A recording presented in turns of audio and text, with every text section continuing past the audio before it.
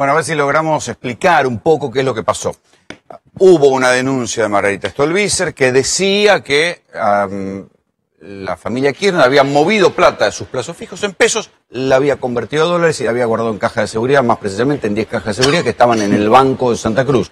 Hoy fueron al Banco de Santa Cruz, el Banco de Santa Cruz, en el allanamiento, emite un comunicado que dice la familia Kirchner no tiene caja de seguridad ahí, pero el allanamiento continuó, no se sabe exactamente si terminó porque no había ninguna información hasta esta hora, se había terminado el allanamiento y había una discusión así de pueblo chico que decían que bueno que los directivos del banco estaban resistiendo, o no estaban brindando la información sobre el allanamiento exactamente, sobre qué había en el Banco de Santa Cruz. Le voy a preguntar a Alicia López, que fue titular de la UIF, ¿es posible que esto pueda suceder? ¿Que el banco se niegue a dar información?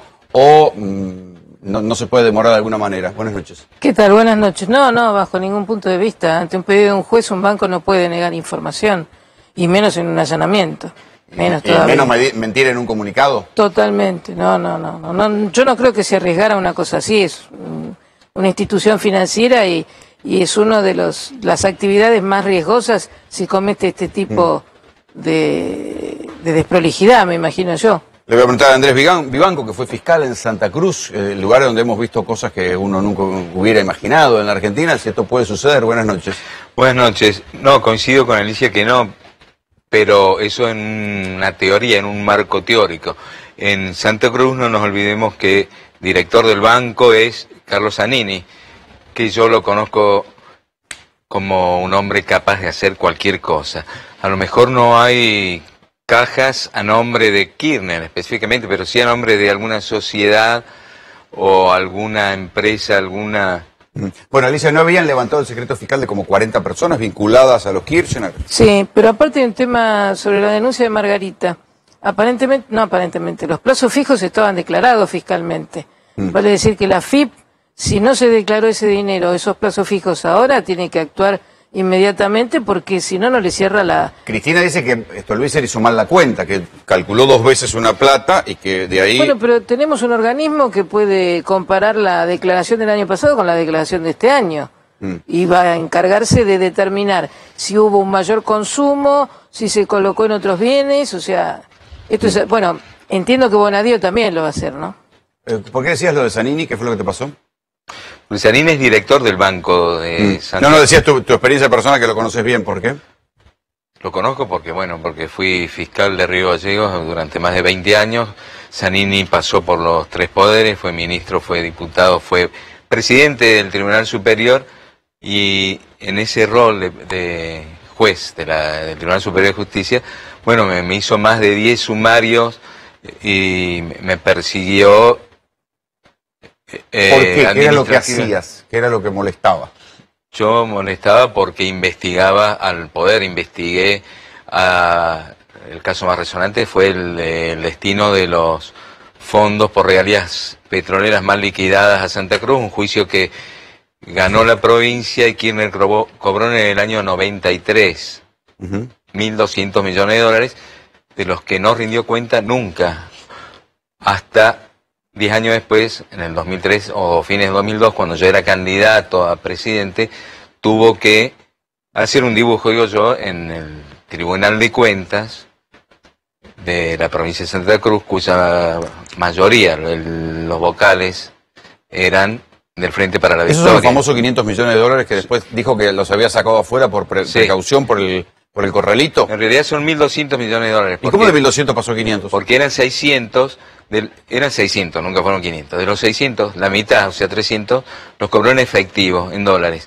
Otros 300 por asesor. ¿Cómo se cobran 600 millones de dólares en efectivo? Bueno, es un juicio que inició Puricelli, el gobernador Puricelli, contra la nación cuando presidente era Alfonsín y terminó arreglando Menem con Kirchner y se necesitaba en ese momento privatizar YPF. Los Kirchner estuvieron de acuerdo en privatizar y a cambio cobraron el juicio que ya estaba ganado. Te digo, 300 millones en efectivo, depositados en una cuenta. Los otros 300 millones por consejo de Domingo Cavallo se cobraron en acciones de YPF que al poco tiempo se triplicaron, o sea, los 300 se transformaron en 900, más los 300 primeros se convirtieron en 1.200 millones de dólares que, para hablarlo claramente, se los robó Kirchner. ¿Cómo se los robó? Se los robó porque la investigación que... Yo entiendo que, así dicho simplificadamente, suele ser, pero hay control. El Estado es una provincia, es dinero público, ¿no? Se puede robar, no solo había el control del Tribunal de Cuentas formal, sino que Kirchner creó 2 comisiones de control y seguimiento con unos nombres impresionantes que nunca controlaron nada porque nunca los dejó funcionar. Nunca rindió cuentas documentadas, solamente un dibujo. Digo dibujo porque rendir cuentas necesita un respaldo documental. Es una verdadera rendición de cuentas. No una declaración jurada que diga hay 100 millones en tal banco. Se pudo hacer un principio de investigación hasta llegar a diversos bancos como la banca suiza, la banca Morgan, el Fair National de Nueva York, Credit Suisse. Credit Suisse. Y cuando llegamos a determinar que en Nueva York había 2 cuentas de la provincia de Santa Cruz, una oficial y la otra a nombre de Néstor Kirchner, el juez en ese momento había que librar oficios o exhortos vía diplomática a Nueva York. Hizo lugar a la cuenta oficial que tenía 0 pesos y a la de que me manejaba Néstor Kirchner no me hizo lugar nunca, cerró la causa. Y ahí terminó todo. ¿Y el final de la historia cuál es? ¿La plata volvió alguna vez? Nunca. Incluso cuando fue... ¿Y dónde fueron a parar 1.200 millones de dólares? Bueno... No es que están en la casa de los Kirchner. Una gran parte cobró Duhalde para poner a Néstor Kirchner de candidato a presidente. ¿Cómo? ¿Cómo cobró? Sí, ¿Pagó la candidatura? Andrés, ¿cuáles serían las huellas de esa plata? ¿Dónde fue? ¿Dónde se vio? No, quiero detenerme en eso. ¿Se paga una candidatura? Yo sabía que se pagan las comisarías bueno, en no el conurbano. ¿Por qué Kirchner fue presidente con el 22% de los votos? Sí, se dice que le salió la ¿Por qué fue candidato se bajó presidente de la primero? candidatura. Bueno, ahí yo te puedo decir. Bueno. Reutemann se bajó, de la Sota no medía. ¿Quién era el que tenía más plata? Néstor Kirchner. Te pregunto de nuevo, ¿cuáles son los indicios de que esa plata fue a Duhalde o los indicios de que se robaron esa plata? ¿Se quedó rastro en alguna parte? Hay investigaciones cerradas y hay rastros de movimientos de cuentas bancarias. El indicio de que Duhalde tuvo algo que ver es personal, porque da la casualidad que yo estuve en Calafate cuando llegó el avión presidencial, de la flota presidencial, con Duhalde, con Corach, y Kirchner estaba esperando en Calafate. Se fueron en un helicóptero a la estancia de unos amigos, Gotti, y de ahí volvieron con la candidatura de Néstor a presidente. Claro, Duhalde le cede supuestamente el aparato de la provincia de Buenos Aires, el aparato peronista, decide por sobre de la Sota. En ese momento era de la Sota a Kirchner, se lo dan a Kirchner. Pero usted dice que eso se compra y se vende así como una comisaría. ¿Me puedes creer o no? Es mi convicción. Recordemos el periodo histórico, ¿no? El 2002, en plena crisis, semejante cantidad de plata al Partido de los Sensibles Sociales, en su fracción kirchnerista y en su fracción dualdista, ¿no? En algún momento creo que la Corte Suprema te repuso en su cargo.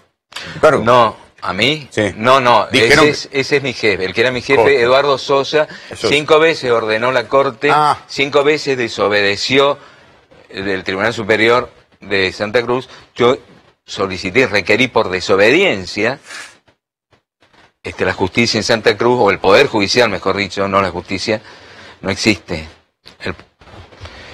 Los jueces no obedecieron jamás las 5 órdenes de la Corte Suprema de reponer al procurador Sosa. Tengo una pregunta, doctor. ¿Y el juez que cerró la causa sigue siendo juez en la actualidad? No, Santiago Lozada ahora es defensor oficial de Cámara. Pero no ha tenido ningún pedido de juicio político, No. ni ha habido ninguna No. actuación alrededor del cierre de ese expediente. No. Todo eso es muy interesante, yo creo que eso es políticamente interesante. Incluso, pero dicen que hay cosas juzgadas con ese archivo. En realidad no hay cosas juzgadas porque no se juzgó a nadie. Simplemente archivó la causa. Dijo, esto no es delito, archivó la causa. Pero no siguió la investigación. Apelé y la Cámara, no hay Cámara de Apelaciones en Santa Cruz. Hay un juez de recursos. O sea, en vez de ser un tribunal que resuelva las apelaciones de la instrucción, es un solo tipo que es del Frente para la Victoria. No, digo que está bien, es seguir mirando para atrás, pero es interesante, porque muchos dicen, el primer caso de corrupción es Casca. No, la plata de la provincia de Santa Cruz. Y el desastre que los Kirchner habían hecho en la provincia de Santa Cruz, con autoritarismo y corrupción ilimitados, fue el mismo modelo que trajeron acá, con la habilitación de quienes ahora son sensibles sociales y dan instrucciones, ¿no? A mí me parece que hay una gran diferencia, porque la gente ve el tema de la corrupción, lo ve a José López revoleando el bolso, ¿no?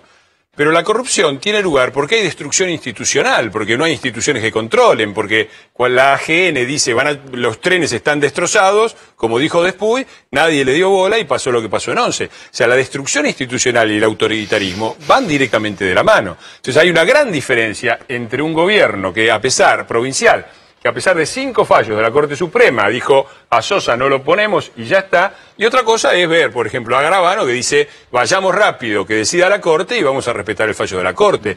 Eso, aún en situaciones difíciles, quiere decir que el ciudadano está protegido, tiene una red institucional, tiene lo que se llama democracia. La democracia está para eso.